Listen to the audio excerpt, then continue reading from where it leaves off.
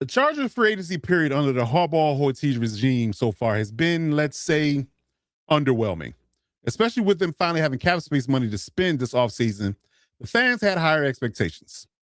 So with a few glaring holes still left on the roster, let's talk about trading down in the second mock draft of the Electrifying Podcast movement, trading out of the first round. Let's get into it.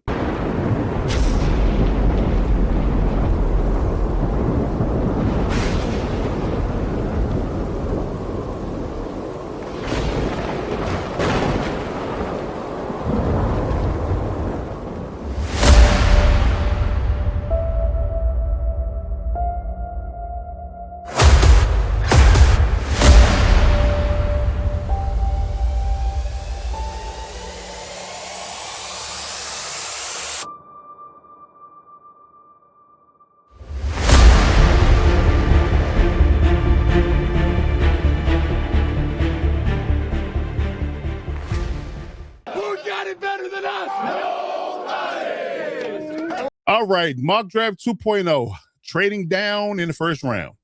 So let's see if we can broker ourselves a deal to get us more picks in this particular draft, to get us some more talents in the room to will bolster this roster and get it right for the 2026 season. Because I'm going to be real, the division especially is getting better.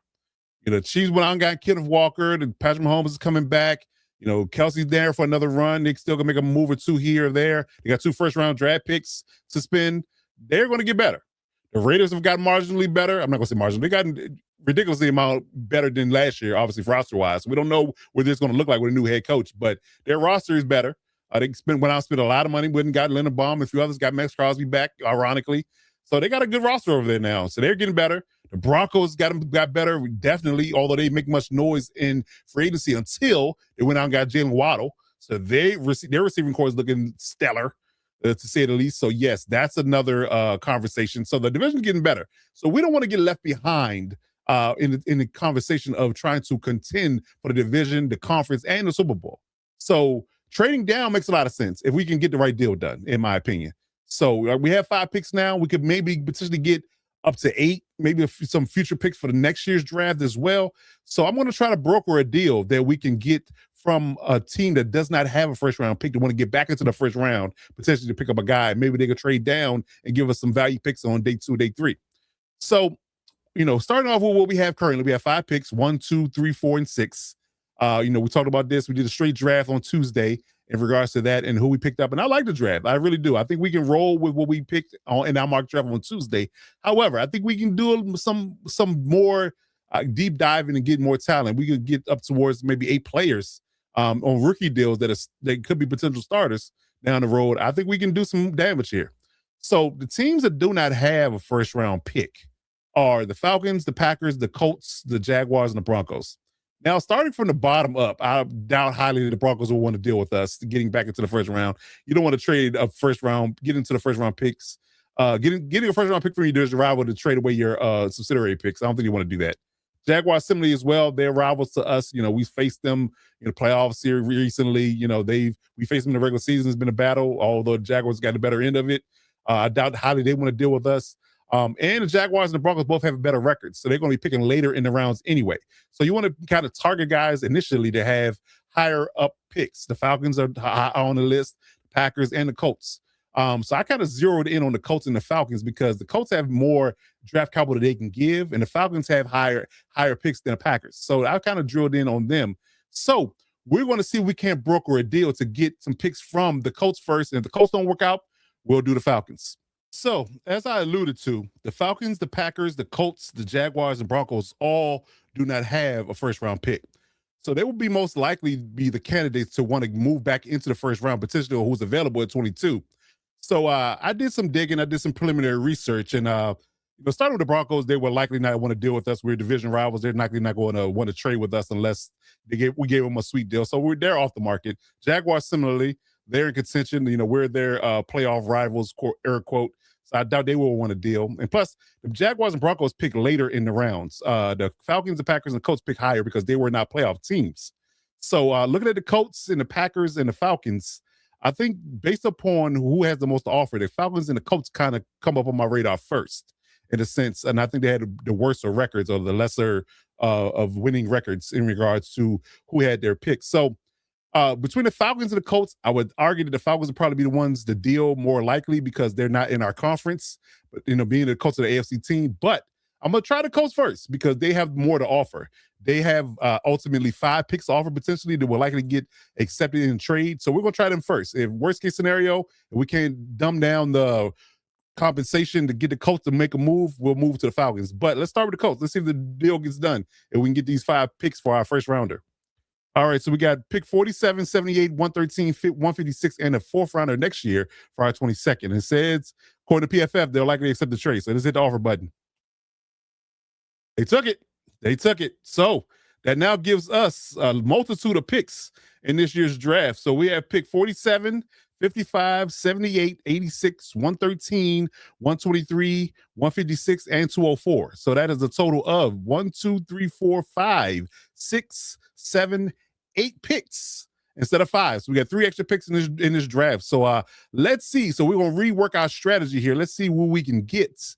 And rework our needs and what we're going to pick in these rounds. All right, so with the trade happening, this is my updated strategy. Now, it could modify slightly depending on who's available on the board. If it's just a steal there, we got to take them. But I'm looking at interior O-line still in the first pick with the 2nd round, or edge, depending on who's available. If there's a stud there that drops in the draft, we're going to take him. 2nd pick in the 2nd round, we're going to do edge or interior O-line as well. We're going to knock that out, depending on what's available. Then we're going to do wide receiver potentially in the 3rd, interior O lineman again in the 3rd. If we don't get that in the 2nd round, I should say. Then we do interior D line the 4th, interior linebacker in the 4th, tight end in the 5th potentially, and best player available in the 6th. We'll see who's the stud that's holding fort and didn't get drafted early on day 3 potentially, and we can maybe steal him in the 6th round. So let's get into who we're going to draft. All right, so the trade's done. Let's roll. And we don't have a 1st round pick, so we'll cross our fingers that somebody will be there that we really like in the 2nd round. All right, so we're up at the top. Let's see. Vega went early in the 1st round again. Yeah, I don't think he's going to be there at our pick, regardless of what we pick at, to be honest with you. All righty. So, still hope here. Oh, Pregnon winning 38. There it goes. All right. Okay. So Basantis is the logical pick here at 48. We're 47. That's the logical pick. Let's take a look at the edge room. Just have to take a peek real quick. Gabe Jackus, which I'm okay with. Malachi Lawrence, Derek Moore is there. I like him. Yeah. So and Derek Moore is slated at 65, and we're picking at 47, and again at 55. So yeah, I'm just going to just be smart about it. Get Basantis. Take Basantis with the 1st pick. All right, so let's see. Malachi Lawrence just went. That's funny. Alrighty, so Gabe Jackus is the next edge up on the board. A couple of the guys here. I'm just looking at it. That's kind of tempting to take Traydon Stukes as a corner spot. But I'm still holding out hope that we get a Jerry Sneed potentially. But look how Bryce Lance rolls up the board at 62 now after his combine. That's crazy. All right, so Derek Moore's at 65. I think we take him in the edge spot. Just taking a peek at the interior edge group. Rutledge. Yeah, I can see that. I still got Buse Stevens and a few other guys that we can get later. So let's look at the tackle spot. Is any tackles that could fold in the guard? Getting Jennings Dunker, that's one. Talked about Brian Parker in my previous video is being an interior O lineman in the league.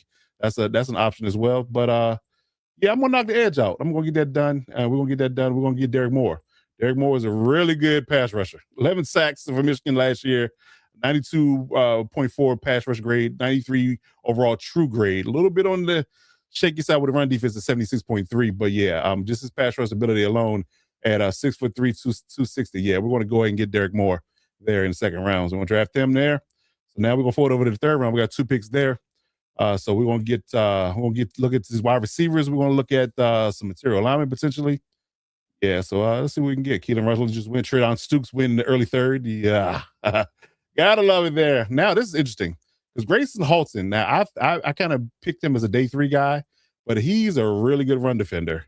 292. It's a little on the light side, but he's a pretty decent pass rusher, really good run defender.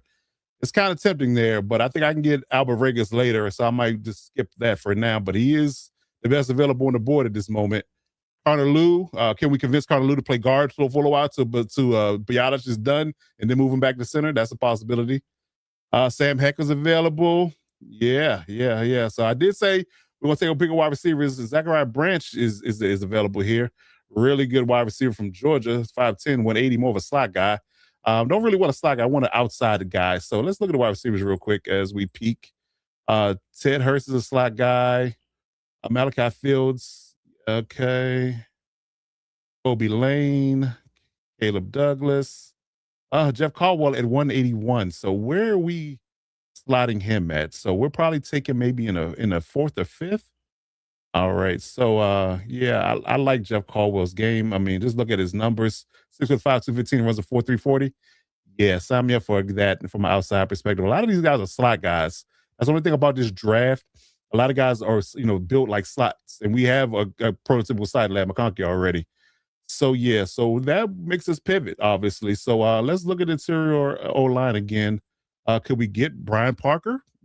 I mean, yeah. I mean, why not? I think that between him and the other guys that are available, I think that yeah, I think that's a possibility. Now I really like his grade. So I'm gonna go with him again, move him in the guard, and get him in the third pick as well. So that's a good value pick there. Already picking again at 86. Alrighty. So yeah, interesting enough. So let's look at being that the wide receiver I really want to target is going to be available later. Let's look at the linebackers. Let's see if we can steal a corner or linebacker here, potentially. Alrighty, we got Anthony Hill, Keyshawn Elliott, who I like a lot. I like Bryce Buchetter. Kalen is a 169. All right, so let's look at the corners real quick. We don't need a safety. We just add Unk again. We don't need a safety. Chandler, Dalen, Malik, Lee, Jalen Kilgore, who I really like. Interesting. Now this is a quandary here. There's a quandary here because it's a lot of guys we could probably get later. We kind of might be overstepping or overpicking here. But that is the good or bad thing about having picks at multiple picks in each round. So the more and more I look at this, I'm looking at interior D line. Although I'm enamored with Caleb Proctor and Albert Regis, I had to take a peek at Rashad Benning's numbers here. Rashad Bennings, a Michigan guy, of course, Harbaugh knows a lot about this guy. 6'4", 305, got a 84.5 run defense grade. Yeah, that's definitely a defensive end in the 34 system for sure. Yeah, so although again, there's a couple of receivers I kind of have my eye on here, and I kind of want to do that in the third round. But I can get the guy I really want later. So I'm gonna take Rashad Benning to fulfill that interior D line role there. So I'm gonna take him with pick 86 there, and we'll see how we do after that. So we got 113, 123, 156, and 204 left. All righty. So we still got wide receiver to address. We got an interior linebacker, tight end, maybe a corner. All right. So let's look at what should we look at? Let's look at interior linebacker here. Let's do that. All righty. So we got Deontay Lawson here. He's pretty good. I like his game out of Alabama. A little undersized for my money in that space at 228. But yeah, I definitely think that he's a value pick there. But like I said, Bryce Buchetter is definitely a value pick there as well. Definitely like Terry and York in that space. Yeah, interesting. Again, we had 113 and 169 is the guy really won Caleb Elam's or Trey Moore. And they said they slated to go a little bit later. And so we're at 113. Yeah, it's definitely interesting a dynamic here. All righty. Let's look at tight ends real quick. Interesting. Mike Trigg is an interesting one. He didn't run at the combine, but from my understanding, he runs really, really fast for a Baylor tight end here, 106. Real bad run blocking grade though. So that's a hindrance in this offense, of course. Deion Billy's there, 142. Yeah, so interesting names here. Interesting names here. Interesting enough. Okay. Alrighty. Definitely some value picks there. It's hard to pass up on Butte Stevens, even though we don't necessarily need a lineman at this point. Because we got a D lineman, the edge, 2 tackles, or 2 guards, in my opinion. It's kind of hard to pass on Butte Stevens, but maybe we'll pull his name later on in the draft for a BPA role. This is a tough one. It's a tough one here. It really is. It really is. So I believe it's a reach to go for Jeff Caldwell here as well. Interesting enough. Jacoby Lane is an interesting one too. He's a really good wide receiver out of USC. 6'4", 200 pounds. Yeah, I think I might be able to convince myself to take him here. In all honesty, he definitely is a star. He definitely is a star. I guess because of the Makai Lemon being the main guy over there, he kind of got overshadowed a little bit. But yeah, I definitely like Jacoby Lane's game. 6'4". He ran a 4.47 to combine. It's at 6'4", 200 pounds. Yeah. If we need an outside receiver, to kind of fill that Keenan Allen, or Juwan Jennings role if we don't get either one of those guys. So yeah, I'm gonna take Jacoby Lane here with that pick at 113. Now we got to pick at 123. So who should we go after next? So now we address the wide receiver. We got D-line, tackle, or guard, edge, and another guard at the top. All right. So what's next on the list? I think we probably have to go and get our interior linebacker at this point. So we'll see who's the best guy available in that space. Alrighty, so Bryce Buchetta is a guy that's definitely on my radar. He's got a nice coverage grade. His run defense grade is a little iffy for me. That's why I'm kind of up and down on him. 6'2", 232. They're definitely a good value pick there from a size perspective, but his numbers kind of scare me a little bit. So I think, Telling York's numbers as well to scare me with his run defense, but he got a great coverage grade. I feel like he's a former safety to me. Yeah, I might be reaching a little bit for Kalen, but I like his game, man. I really do. I mean, really good run defense grade, got great coverage grade, 6'2", 230, just right on the cusp of where I like my linebackers to be at size wise. Yeah, I'm going to reach a little bit, but I'm gonna take Kalen Elam Ori right here, at pick 123, and we'll see about tight end and BPA on the next two picks, and so we'll see how we finish this particular mock draft. Yeah, it's 8 picks here. There's a lot of picks here, a lot of value, here. We're definitely doing pretty good so far in the draft. All right. So just a few names here that are available in pick five. So let's look at tight ends first. Let's see who's available here. Ready. So we got a couple of names there. Oh man, they're still here. But we don't have. Yeah, yeah. We have the reach, but I definitely like Daquan Wright or Oscar Delp at this spot. I really do. We'll take a peek at the corners just to see if we can't snake a corner here, and then get the tight end last. Interesting names here as well. Okay. All right. Yeah, not guys that are piquing my interest. Jaden Candidate piqued my interest. I will say that. And he's at 223, ironically, as a pure ranking, PFF ranking, which is interesting. But I really like his game. He ran pretty he played pretty well. He ran the combine. He played pretty well in the at Oregon in his last year. I do like him. Yeah, but no names really stick out to me as far as must-haves.